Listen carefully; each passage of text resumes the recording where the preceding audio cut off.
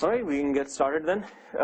Welcome back to ECEN 5017, and today is lecture 3, and we'll talk about vehicle dynamics. We kind of started talking about it last time. We'll finish that discussion and then start a discussion on vehicle specifications. So we'll see how far we get. Basically, the dynamics gives us the basic model, which allows us to then start specifying the vehicle drivetrain in order to achieve certain vehicle performance. All right, that's where we're going. So a few quick announcements. First, homework 1 is out, just went out like 30 seconds ago. It is essentially contained in a PDF file, but associated with that is also a zip file which contains some simulation files which you'll get to use in MATLAB and Simulink. Homework is due back a week from now, so 9 a.m. next Friday, just before class. And for those who are unfamiliar with MATLAB and Simulink, there is a very nice pre-recorded lecture on Intro to MATLAB Simulink, which is going to get uploaded to the same place where you see the recorded lectures for the class right after lecture 3 comes online. So watch out, look out for sort of right after lecture 3, there should be another lecture. It'll just be called Intro to MATLAB and Simulink.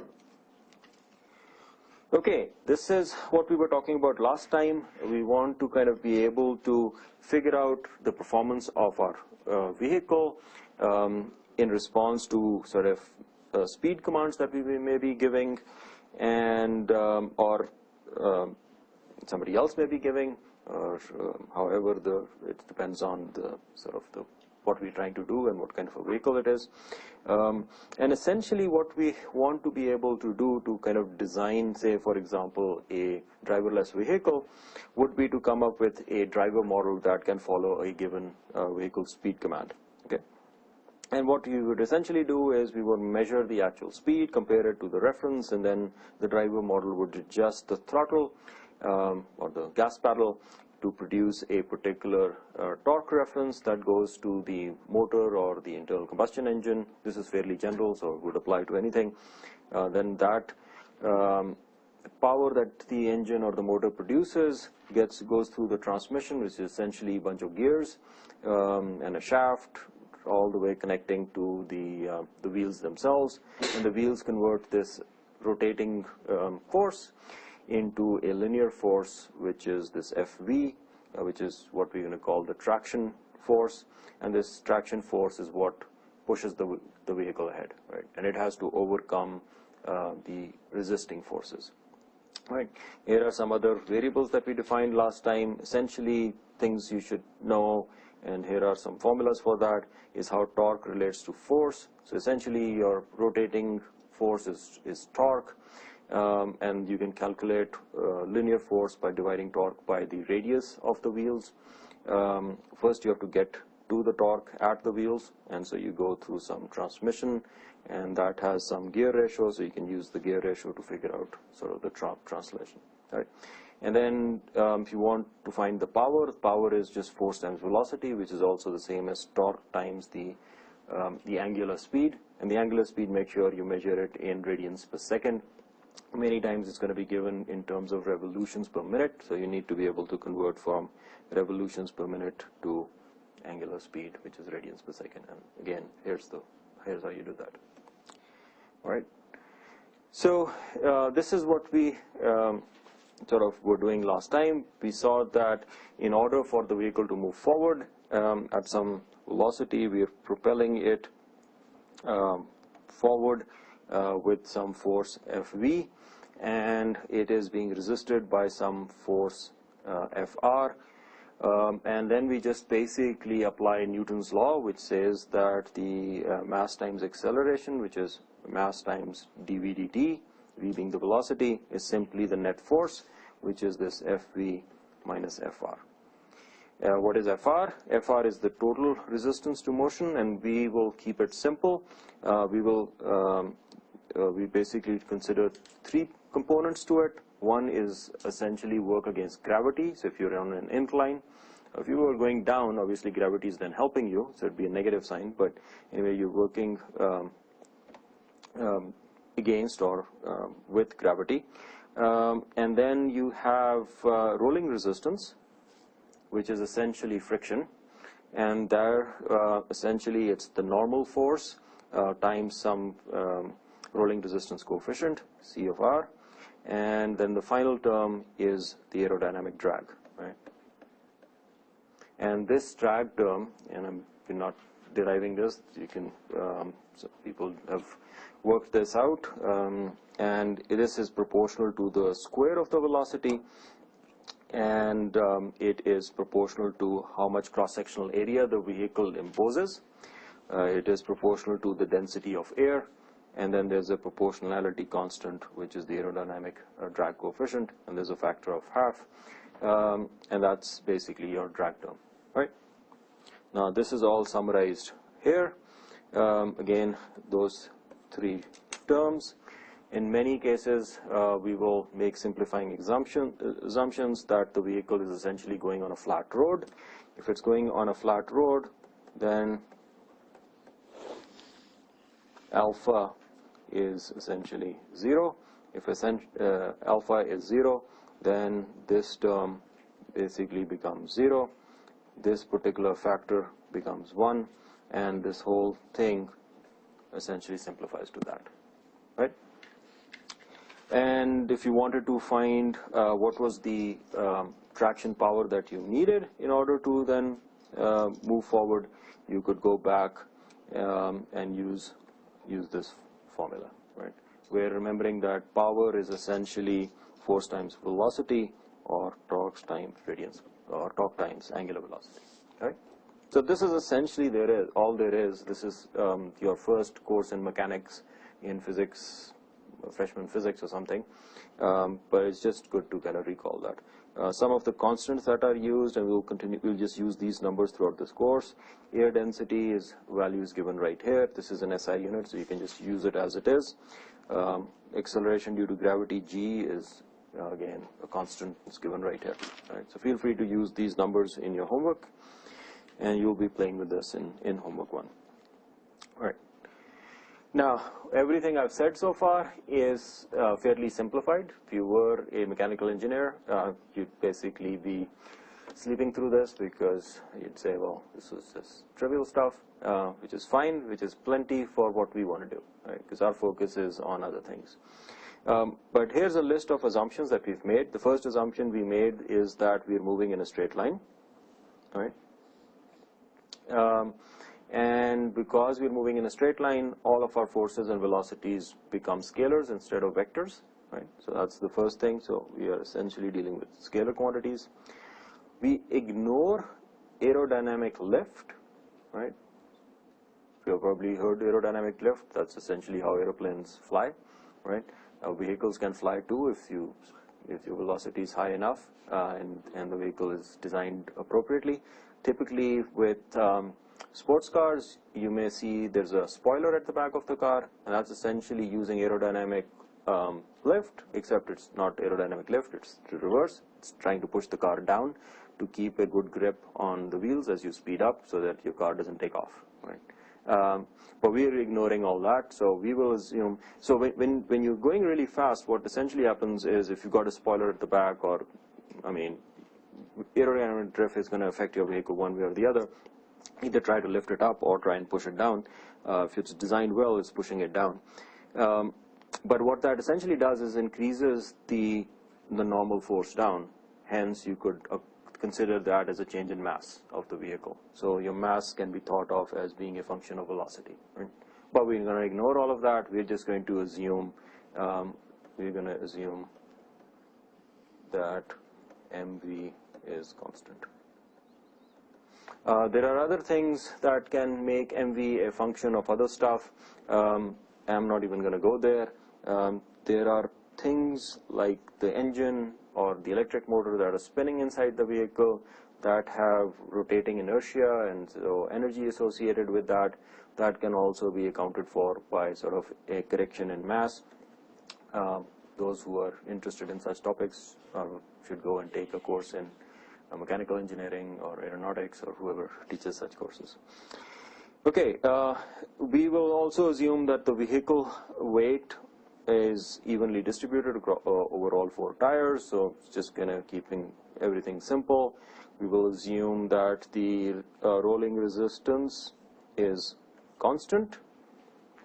So we just deal with one CR value, not a function of things. In reality, you can imagine that when you're not moving, essentially CR is 0, right? Because if I'm not moving, there's no force that's going to start pushing my vehicle backwards, right? This FR should essentially be 0 when velocity is 0. But right now I have this term right here. So essentially what that means is this CR is really dependent on speed. To first order, you can just model it as it's 0 when velocity is 0, and then it is a fixed value CR when if then you have any velocity greater than 0, right? Or other than 0. Okay, so and in the MATLAB Simulink simulation, you'll see that there is a sort of a way to deal with that in simulation, just to deal with that singularity when v is 0, right? Okay, but in general, we will ignore slippage. We will just assume that friction is just simply given by that particular function that we just wrote. We will also assume that the drag coefficient CD is constant, and so everything stays simple. We will ignore all other effects, including effects of things like wind blowing on the vehicle and stuff like that. All right.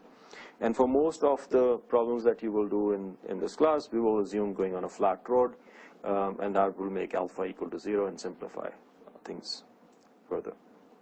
Okay. So let's start then by doing some examples to kind of get familiar with the kind of numbers we're dealing with and how you would think through this. In order to do that, let's talk about the typical numbers that you will see for a CR and CD. So for the rolling resistance coefficient first, typically vehicles drive on concrete or asphalt roads. In that case, a typical number for rolling resistance is 0.01 or 0.013. Of course, this depends on the type of tires you have and all the other things that go with it, but we're kind of just going to kind of keep numbers simple. In homebooks and exams, you'll actually be given these numbers, but this is just to kind of give you a flavor of the range of these numbers. So you can see truck tires, on the other hand, have a lower number, and they're just optimized for more driving, so they're trying to keep that number low. Trains actually even have lower number, and that kind of makes sense because the wheels are made out of steel, so you can have a very small contact area, and you have they can be more smooth than regular tires. Okay. And again, the type of road makes a difference. So if you're going on rougher roads, the rolling resistance is going to be higher. The other coefficient that we're concerned with is the drag coefficient.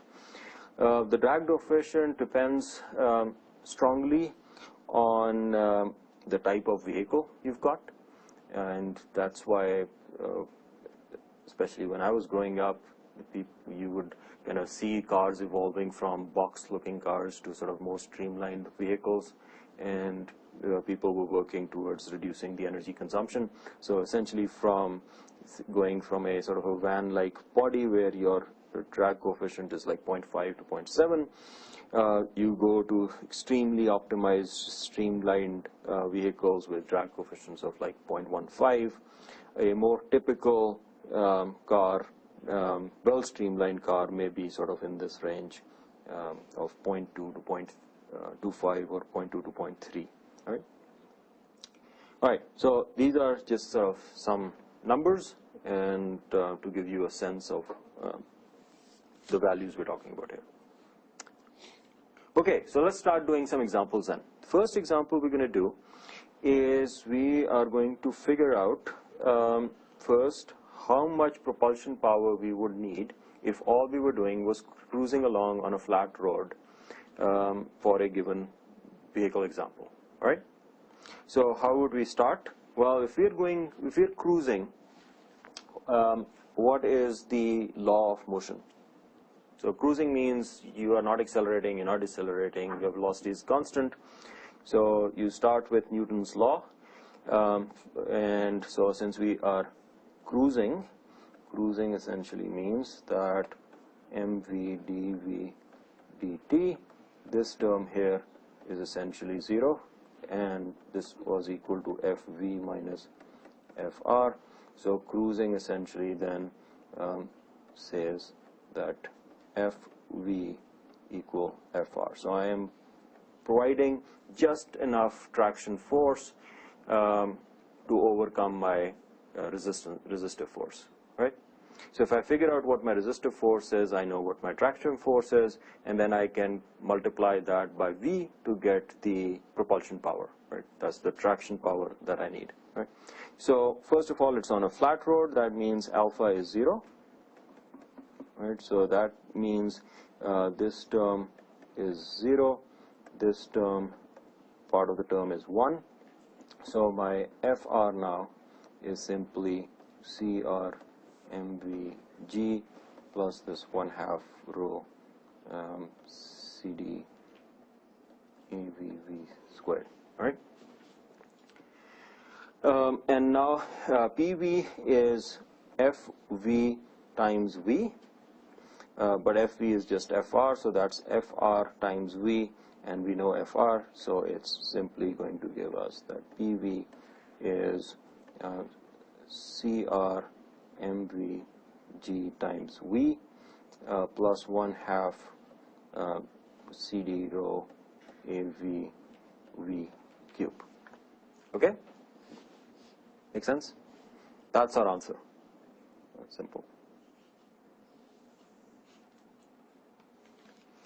Okay, so if we wanted to do now a specific example with numbers, we could just plug in the values. We have all of these values given right here. What's MV, what's CD, what's CR, what is AV, and rho and G, you know, those are constants that we will use.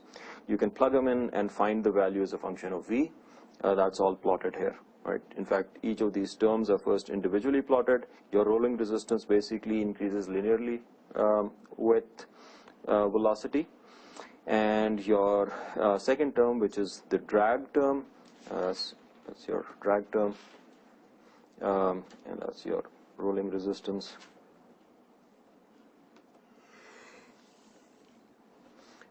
That goes as the cube of velocity, right? And the sum of them is right here. That's basically our PV, right? In this case, PV is the same as PR. Okay? So if I want to know now how much power I need, well, I can just read it off this chart. So suppose I was going at 60 miles an hour. 60 miles an hour is right here. And just go up here, and read it off, and that is roughly 11 kilowatts. Right? So at 60 miles per hour, we have PV of 11 kilowatts. Okay. Now, when you actually use the numerical form of this formula, make sure you convert velocity to meters per second before you plug it in. So don't plug in 60. Plug in 60 is roughly 26.8 meters per second. Right. So plug in that number. Now we can also calculate from based on stuff we did last lecture, what is the energy consumption when you're going cruising on a flat road. And that, if you remember, we determined this formula. This was basically distance over energy in SI units, and then if you want to get it to miles per gallon, we have to multiply it by 33.7 because that's the amount of kilowatt hours of energy in 1 gallon. Right, so that's kilowatt hour per gallon in oil. Okay, and you plug all of these numbers in. So velocity, actually this is turns out, yeah, this is correct. Let me just double check one thing. Yeah. Since this is in miles per gallon, actually this distance over energy formula, you basically have to plug in miles per hour and then sort of take into account, because this is also hours and it'll all cancel out. So let me just show you. Velocity would be 60 miles per hour, right? And then power average is going to be 11 kilowatt, and then eta is the transmission efficiency. For an electric drive, that's 0.85,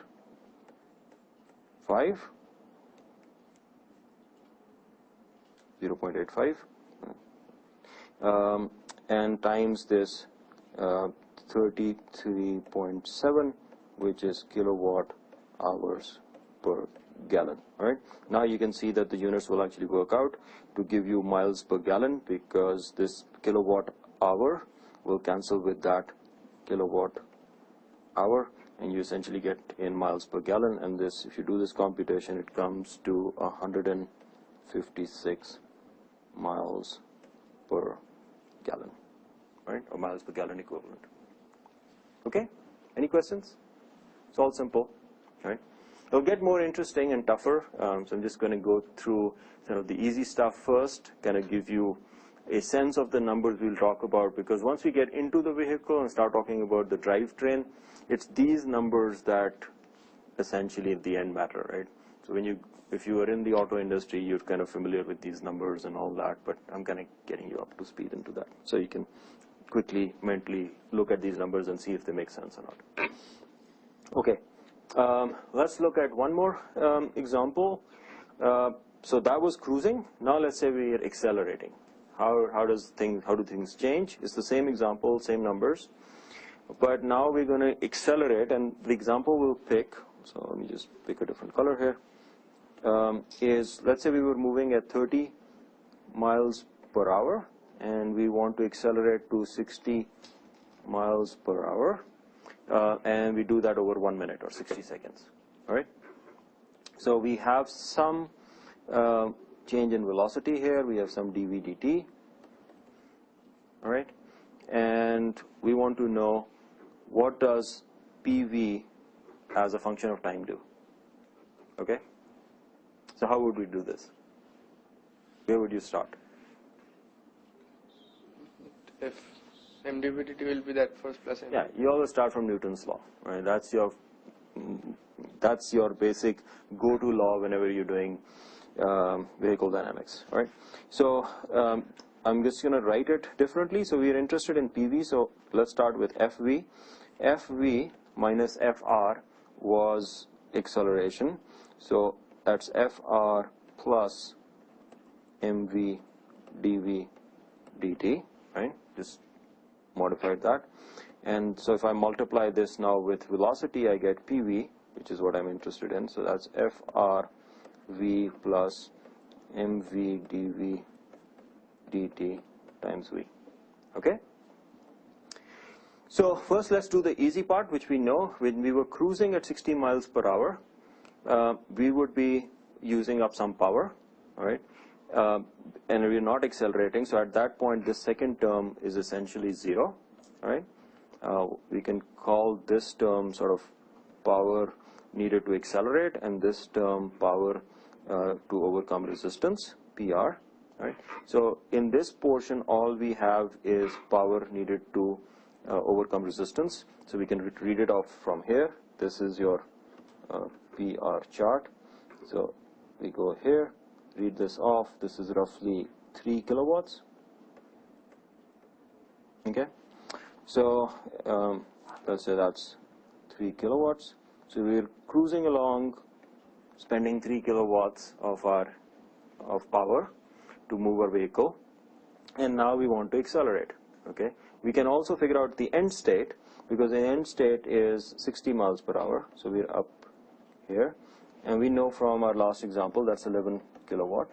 So when we are back to cruising at 60, we would be at somewhere here, which would be 11 kilowatts. It's what happens in between that's most interesting, all right? All right, so now we're cruising along, our foot is on the pedal, nothing's changing, we're just giving enough gas to kind of go along. And suddenly you want to accelerate because the speed limit just increased, right?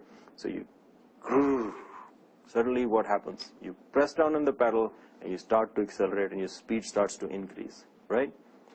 Okay, so we're assuming your speed is increasing at a fixed rate, right? So then this term here has two components.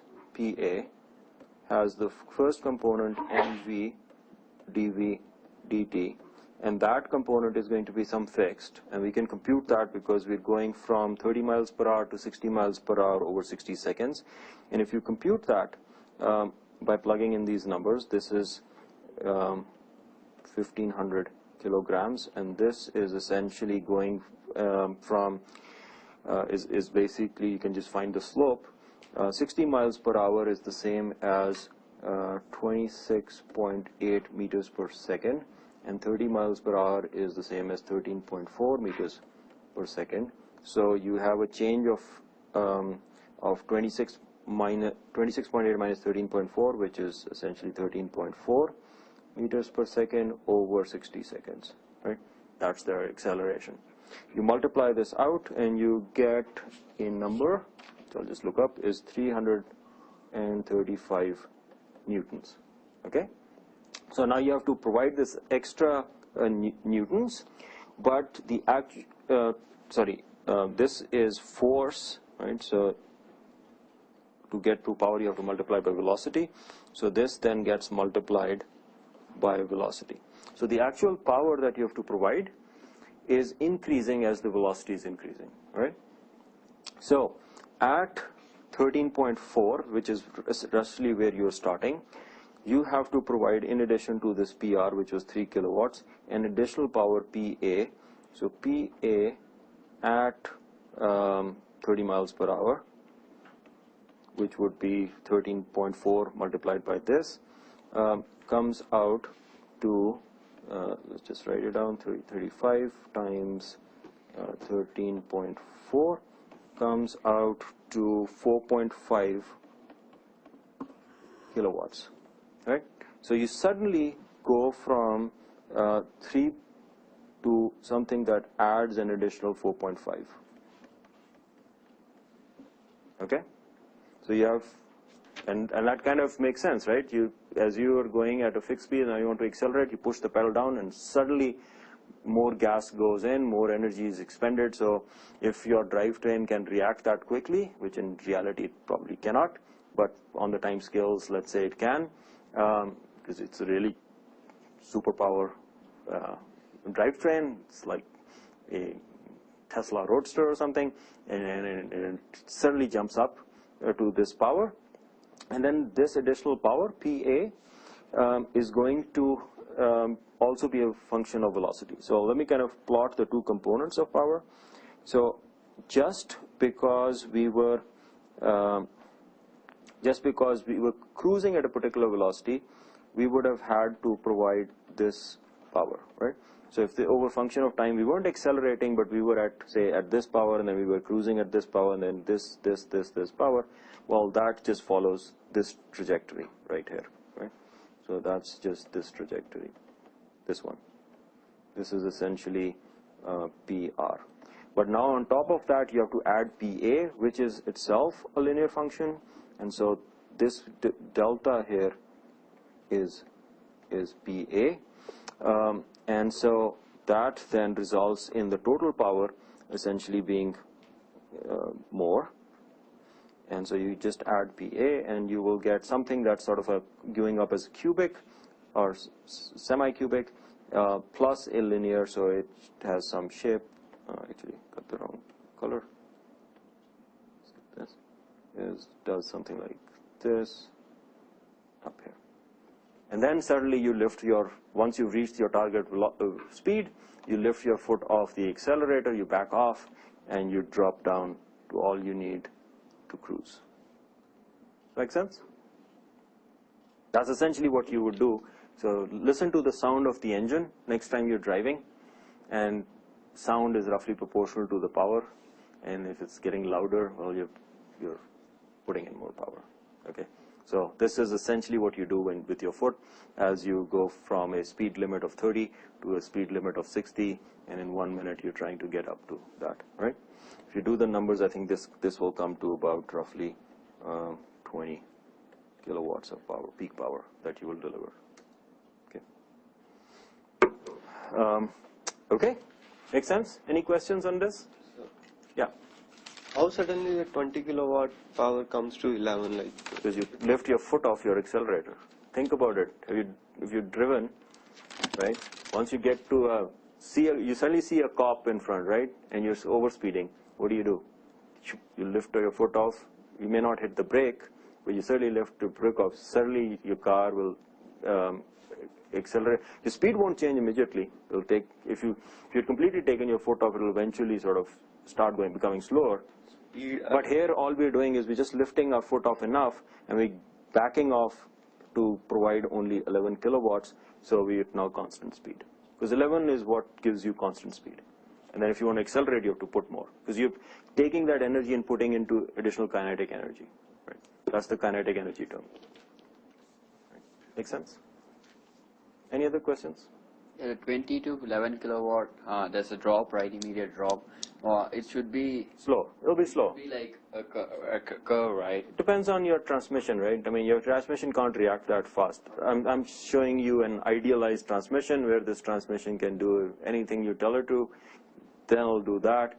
In reality, it's going to have some time constant associated with it, and it's not going to be that fast, right? Yeah. The curve of the PV, I think that might be a straight line, not a curve. Which one should be a straight line? This one? Yeah. No, see, it's adding PR, Yeah. and PR is a curve, right? PR has a cubic term in it, right? PR is this, right here. Let's just go back here. See, PR or PV has this cubic term, V cube, right? So it's not linear. The drag term is not linear. Okay, let's move then forward. All right, that now gives you all the tools you need, because you're either going to be going constant speed or you're going to be going constant acceleration in this course, and to kind of be able to figure out how to determine the power you need to deliver in order to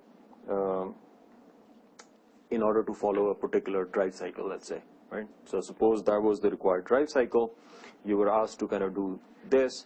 Well, I can do that by providing this power. Okay. Now, can you provide that power? That's the next part. Vehicle specifications. I assume the vehicle could do anything, right? Assume the superpower vehicle can immediately provide a jump from 3 kilowatts to 7.5 kilowatts, and then go up to 20 kilowatts and drop down immediately to 11 kilowatts. Well, is that realistic, right? That's where vehicle specs come up, and maybe that's what you want, and then you go and design a vehicle which can do that, right? It'll cost you a lot, but maybe a Maserati can do that. All right, so typically your vehicle performance specifications, and this is when people start sitting together and making a car company like Tesla, and they say, all right, my car is going to be able to do this, right? What is it at? Well, one, you're going to have some cruising specs. So we're going to put some cruising specs. We'll have a top speed on a flat road. We're going to call that Vmax, right? So I want to be able to do 160 miles an hour or 500 miles an hour or, I don't know, 300 miles an hour, some ridiculous speed vehicle. I want to be able to do 100 miles per hour when going up a particular incline, right? All right, I'm driving in Boston. I'm going Route 2. If any of you have driven up Route 2, just past Edelweiss, and there's an incline, and if you're going in a nice BMW, you can just leave all the cars behind because you're going up nice incline at 100 miles an hour. Right? Okay, and that's going to be another potential spec. Then a very typical spec, which literally car maniacs are going to quote, is how fast can you do 0 to 60 miles an hour, right? What's the time it takes to go from some speed to another speed. And typically the one people will kind of mention is 0 to 100 kilometers per hour, which is equivalent to, roughly equivalent to 0 to 60 miles per hour. All right? That's another spec you may want to have. And then if it's an electric vehicle, well, what's its range? And can it do more than 50 miles? Can it do 250 miles? That means how big a battery do you need, right? So these are the kind of specifications. Let's start kind of looking at each of these three. We'll start with the cruising specs, then the acceleration, and then the range. We'll go through all three. We'll see how much we can do today. All right, so cruising. Well, clearly it depends on the engine or the machine that's driving it. So we need to know a little bit about what can a machine do, right? Now, an idealized machine, where by an idealized we mean something that meets physical requirements, so it's not completely fiction, but is kind of assumed to be ideal in other respects, is going to have some maximum power that it can generate, right? So let's call that some maximum power, PV max. Because any machine is going to have some losses, and it has some size. So if you're exceeding power beyond certain level, you're just going to melt your machine because the heat is just going to melt it down. So there's going to be some PV max. Similarly, there's going to be some maximum torque that a machine can exert. We'll talk more about torque when we talk about machines in the machine sections, but for now, let's just say there is some maximum torque which translates to some maximum force that the machine can exert. So FV max. Okay? Now, let's say those were the only two physical laws we had to obey. Well, it turns out these two physical laws interact, okay, because PV is not independent of FV. Remember, PV is equal to FV times V, right? Right now, we're basically saying there's some maximum across any velocity and there's some maximum FV across any velocity. Well, PV itself is dependent on FV. So if there's a constraint on FV, then there's another constraint on PV, right? So there is another constraint on PV, which just comes from this. That basically says that PV has to be less than or equal to FV max times V. And since we said FV max was some constant, that just translates to another line kind of like that. So this is a constraint which is FV max times V. Okay? So the overall constraint on PV then essentially follows these two curves, because it's to be less than both constraints, and so it's going to do something like that. Okay, and that's for an idealized engine, and this engine could be an internal combustion or an electric motor. All right, how does this PV max translate to constraint on FV max now? Let's go back and take that look. We can rewrite FV as PV over V. PV has a maximum, so FV then has to be limited by PV max over V. And that basically is a 1 over x type of a function, so it puts a constraint which looks something like that. This is essentially PV max over V. And so the maximum force that you can actually produce is this. I didn't do that very well. Something like that. And of course, the engine or motor can only spin up to a certain velocity. After that, the ball bearings is just going to kind of break. And so there is always going to be some max Vmax, which is just the maximum speed at which things can spin, and multiply that by radius, and you're going to get essentially a maximum Vmax. So you have to basically live within this box for force and power. That's what your machine can do, and this is a really good machine. Okay, of course, what is the value of PV max, what is the value of FV max, and what is the value of Vmax? That is what we're going to design for our machines, but this is general shape that you're going to get. We gave a particular name to this crossover point. This is essentially a corner frequency, a corner velocity. It's called base speed, VB, right? This is known as base speed. Okay, and this is really where FV times V equals, or FV max times VB equals PV. So it's basically given by this times VB equals PV max. That's essentially this point right here, and that essentially is also the same point here. So this point is also at VB. Okay, that fully defines now the engine characteristic. All right, so what does this then mean? Let's first look at sort of real engines and see how they compare to something that's for an ideal engine. Here's what an electric motor and internal combustion engine torque, or in this case tractive force versus vehicle speed curves would look like. It turns out that the electric motor actually follows this ideal shape quite well. Okay, so the let me just use a color to highlight the electric motor. I'll use green. So here's your electric motor.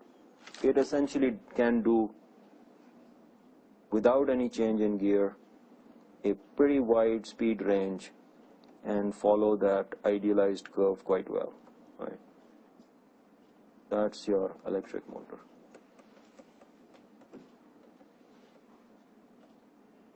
Without any gear. Another reason why you may want to use electric drive. Okay, it gives you a nice speed versus tractive force curve. On the other hand, an internal combustion engine is fairly restrictive. You can't really spin very fast, because it's got so many moving parts and it's got all this shafts and pistons that have to move. So it, in first gear, would essentially just do that. Go from there and that. This is your ICE, internal combustion engine.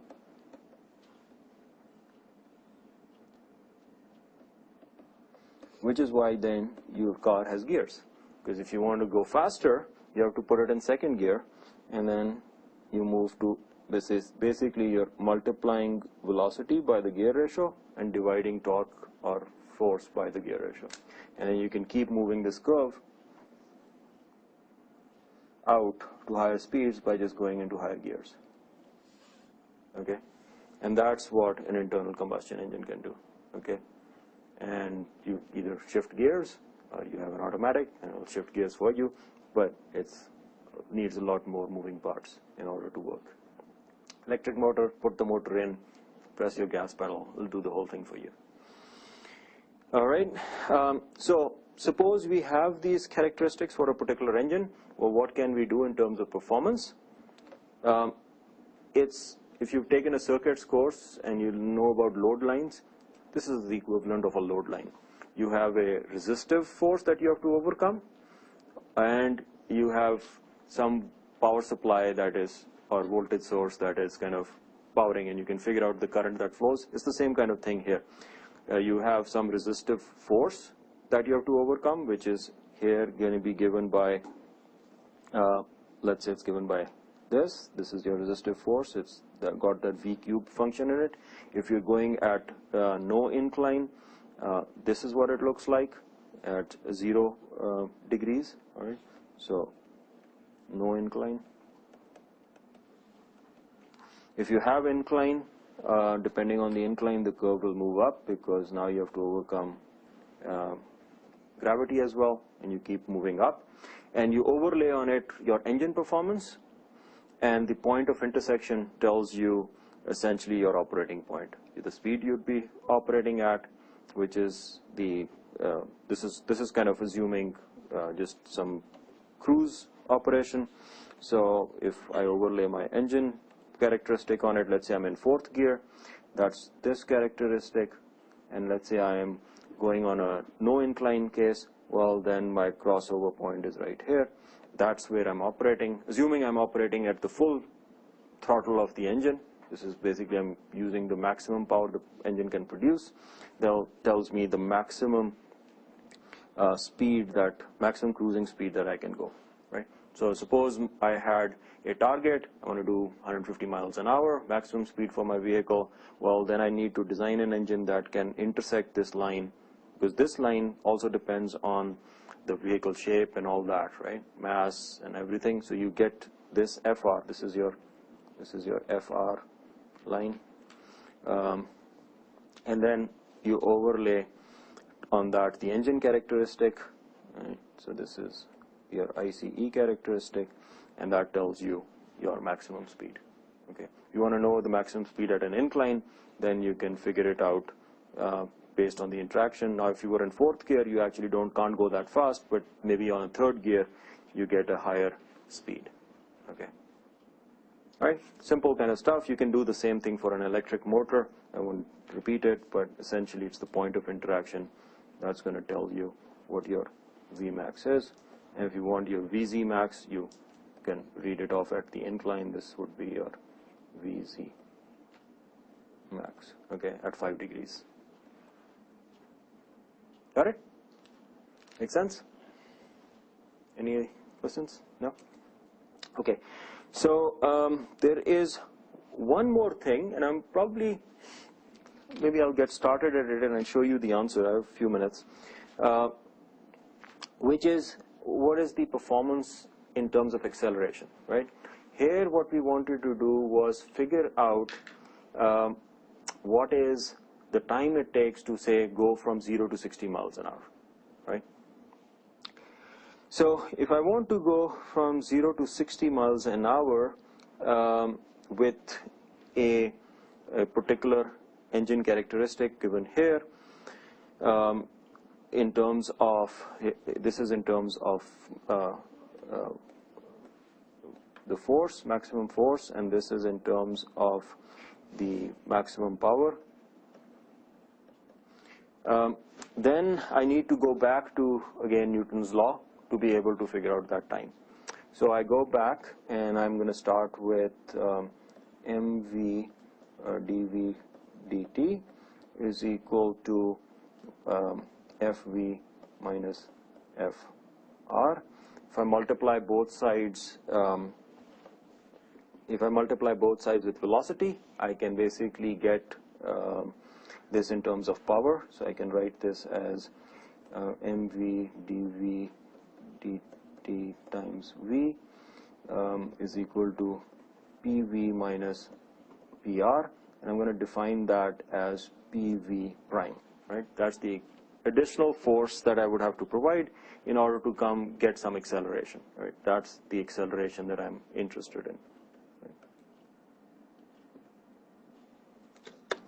Okay, so essentially what I'm interested in is finding the time it would take for me to kind of achieve a certain change in speed from one speed to a final speed. So let's kind of rewrite this in that form. So I'm going to take dt to one side, so take dt to that side, bring everything to the other side. This becomes mv v dv over pv prime, right? And I'm going to integrate from 0 to TA, that's the time it will take me to accelerate, and that in terms of velocity means I'm going from 0 to my final velocity, VF, right? I'm assuming in this case that I start from 0, right? That's the case I wanted to solve for. So in order to now do this integral, well, we can do this side easily. This would simply be just TA. I have to solve then this integral.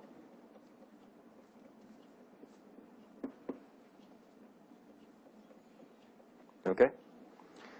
Unfortunately, PV prime is a not a very simple function, right?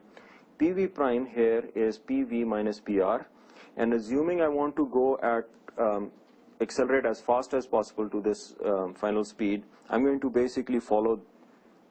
I'm essentially going to follow this curve here, right? In terms of PV, so I'm going to apply my full power and get up quickly.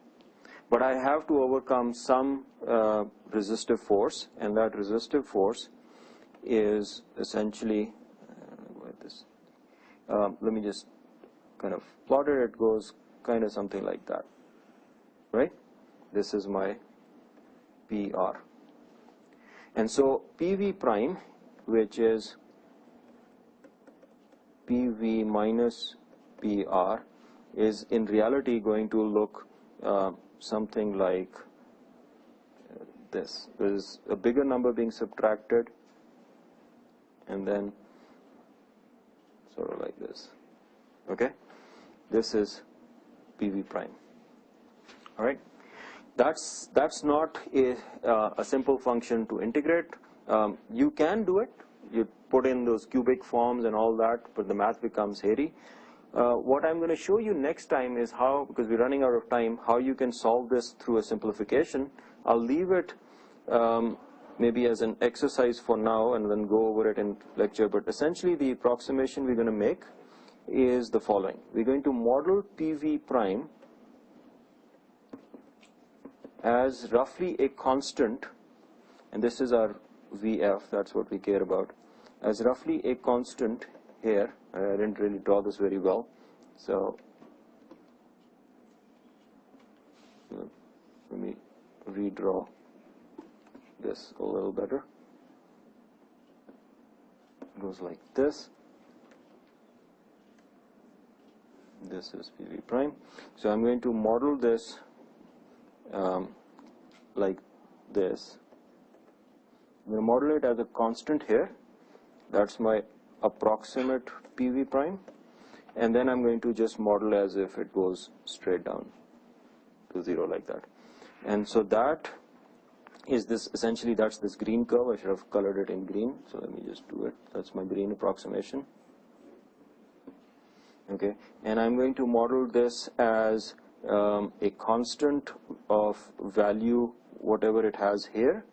And let me just write that down. We'll call this PV prime max for velocities v greater than VB.